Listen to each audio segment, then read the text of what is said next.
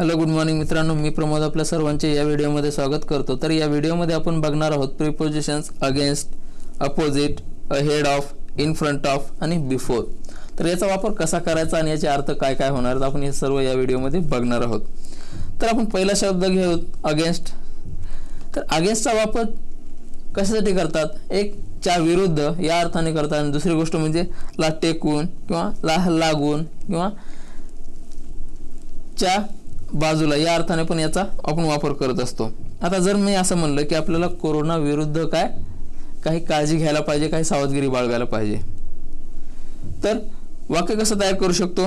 We should take precautions against कोविड-19, म्हणजे कोविड-19च्या विरोधात आपल्याला काही सावधगिरी बाळगायला पाहिजे।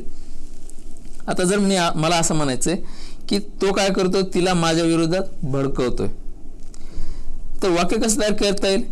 ही is provoking her against me, म्हणजे तो तिला माझ्या विरोधात भडकवतोय। प्रोवोक करणे म्हणजे काय? भडकवणे किंवा एखाद्याच्या विरोधात कान भरून देणे, अशा अर्थाने आपण प्रोवोकचा वापर करतो। तर ही इज प्रोवोकिंग हर अगेन्स्ट, म्हणजे तो माझ्या विरोधात तिला काय भडकवत आहे। आता जर मला असं म्हणायचं असेल की तो माझ्या विरोधात असू शकत नाही, तर कसं वाक्य तयार करता येईल? ही कांट बी अगेन्स्ट मी किंवा राजेश कांट बी अगेन्स्ट मी, अशा पद्धतीने आपण हे वाक्य तयार करू शकतो। हे झालं च्या विरुद्ध अर्थानं। आता जर समजा मला असं म्हणायचं असेल की ला खेटून किंवा ला लागून एखादी वस्तू ठेव किंवा बस, असं म्हणायचं असेल तर आपण कसं म्हणू शकतो? आता मला जर असं म्हणायचं की हा बॉक्स भिंतीला लागून ठेव किंवा भिंतीला खेटून ठेव, तर कसं म्हणू शकतो? Put this box against the wall. आता याच्यामध्ये अगेन्स्ट द वॉल याचा अर्थ असा घ्यायची गरज नाही की भिंतीच्या विरुद्ध दिशेला, असं नाही। तर याच्यामध्ये काय म्हणतोय मी? Put this box against the wall, म्हणजे भिंतीला खेटून ठेव असं म्हणतोय मी, भिंतीला लागून ठेव, या अर्थाने मी अगेन्स्टचा वापर केलेला आहे या वाक्यात। He sat against the wall. आता he sat against the wall याच्यामध्ये अर्थ काय होतो की तो भिंतीला खेटून बसला, असं समजण्याची गरज नाही की तो भिंतीच्या विरुद्ध दिशेला बसला। मग याच्यासाठी मी तुम्हाला सांगितलं की दोन अर्थ आहेत, एक ला खेटून किंवा ला टेकून आणि दुसरा म्हणजे च्या विरुद्ध, हे दोन अर्थ बघितले। आता याच्यानंतर आपण बघूया की अपोजिट। अपोजिटचा वापर आपण कशासाठी करतो की उलट या अर्थाने किंवा च्या समोरच्या बाजूला, च्या विरुद्ध, एखाद्या व्यक्तीच्या एखाद्या वस्तूच्या विरुद्ध या अर्थाने पण आपण याचा वापर करत असतो। मग आता मी जर असं म्हणलं की तो काय माझ्या विचाराच्या उलट आहे किंवा विरुद्ध आहे, तर वाक्य कसं तयार करू शकतो? He is opposite of my thinking, माझ्या विचाराच्या अपोजिट आहे तो किंवा विरुद्ध आहे असं मला सांगायचंय। आता जर मला असं म्हणायचंय की माझ्या घराच्या समोर SBI बँक आहे किंवा SBI बँकेच्या समोर माझं घर आहे, असं मला सांगायचं असेल तर मी कसं सांगू शकतो? My home is opposite the SBI bank, म्हणजे SBI बँकच्या समोरच्या साईडला माझं काय घर आहे। आता इथं काय समोरच्या साईडला किंवा समोरच्या बाजूला या अर्थाने आपण अपोजिटचा वापर केलेला आहे। तर अशा पद्धतीने आपण अपोजिटचा वापर करू शकतो। आता जर मला असं म्हणायचं की तो काय झाला माझ्या समोरच्या साईडला बसला, he sat opposite to you. आता याच्यामध्ये अपोजिट म्हणजे काय? समोर, तुमच्या समोरासमोर या अर्थाने आपण वापर करत असतो। अपोजिट म्हणजे काय? समोरासमोर या अर्थाने आपण वापर करतो। आता जर मी असं म्हणलं की ती काय करते, जे काही मी म्हणेल त्याच्या उलट करते ती, तर मग कसं वाक्य तयार करू शकतो?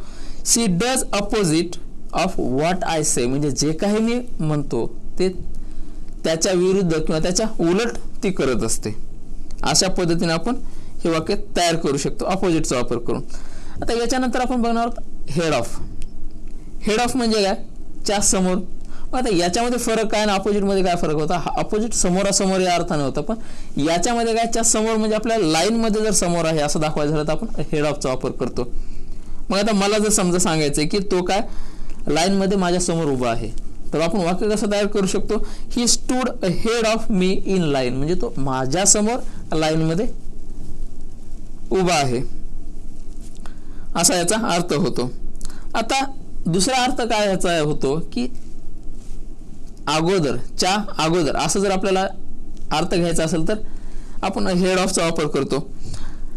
आता मला असं म्हणायचंय की ते काय आमच्या अगोदर आले, तर वाक्य कसं तयार होईल? दे अराइव्ड अहेड ऑफ अस, म्हणजे आमच्या अगोदर आले या अर्थाने आपण हेड ऑफचा वापर करू शकतो।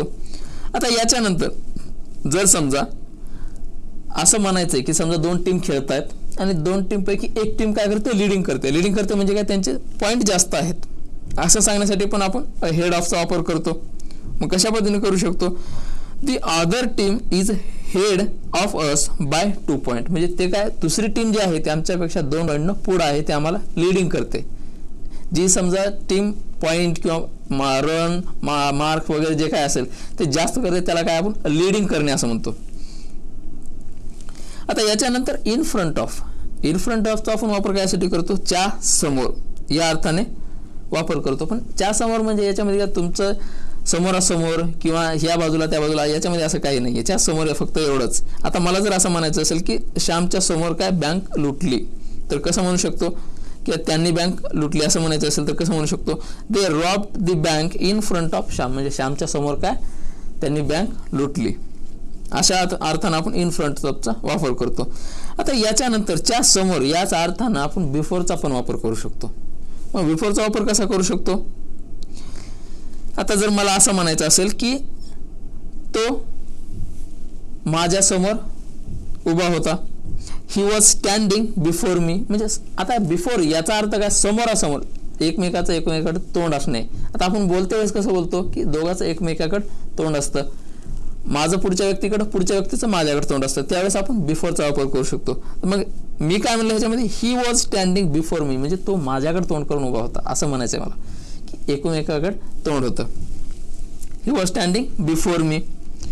आता याच्यानंतर च्या अगोदर याचा पण आपण या अर्थानं पण वापर करू शकतो, बिफोरचा च्या अगोदर या अर्थानं पण वापर करू शकतो. तर मग कसा करू शकतो, the bus will reach before the time, म्हणजे बस काय करेल, टाइम असेल 6 वाजता पोहोचायचा टाइम असेल एखाद्या ठिकाणी एखाद्या गावाला, तर मी काय म्हणतो की ती bus will reach before the time, 6च्या अगोदर पोहोचेल असं सांगण्यासाठी पण आपण बिफोरचा वापर करू शकतो.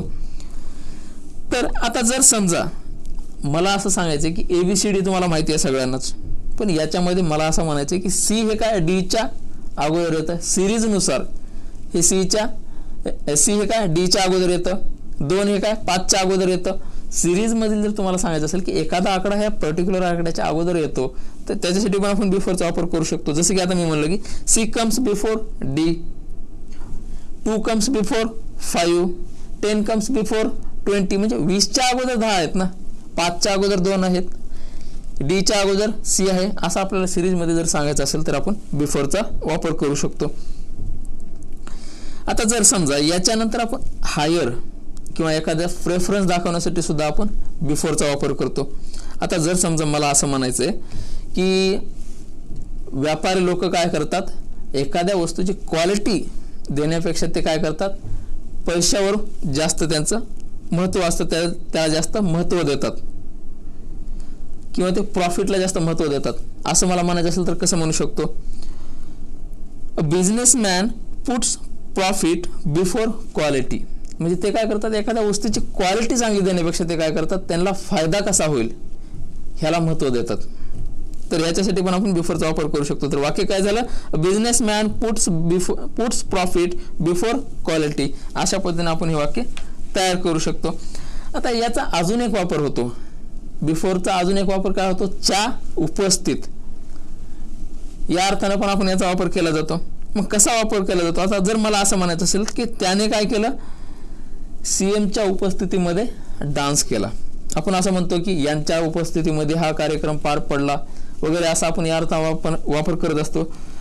मग मी काय म्हणलं की CMच्या उपस्थितीमध्ये, म्हणजे ते असताना याने काय केला, डान्स केला. तर वाक्य कसं करता येईल, he danced before the CM of Maharashtra, म्हणजे महाराष्ट्राचे जे CM आहेत त्यांच्या समोर त्यांनी काय केला, डान्स केला, समोर किंवा त्यांच्या उपस्थितीमध्ये या अर्थाने आपण बिफोरचा वापर करू शकतो. अशा पद्धतीनं आपला हा व्हिडिओ इथं संपतो. जर समजा तुम्हाला काही डाऊट असेल, काही क्लिअर झालं नसेल तर तुम्ही मला कमेंट करून विचारू शकता. चला तर मग पुन्हा भेटूया पुढच्या व्हिडिओमध्ये. Goodbye. अशाच पद्धतीने प्रॅक्टिस करत राहा.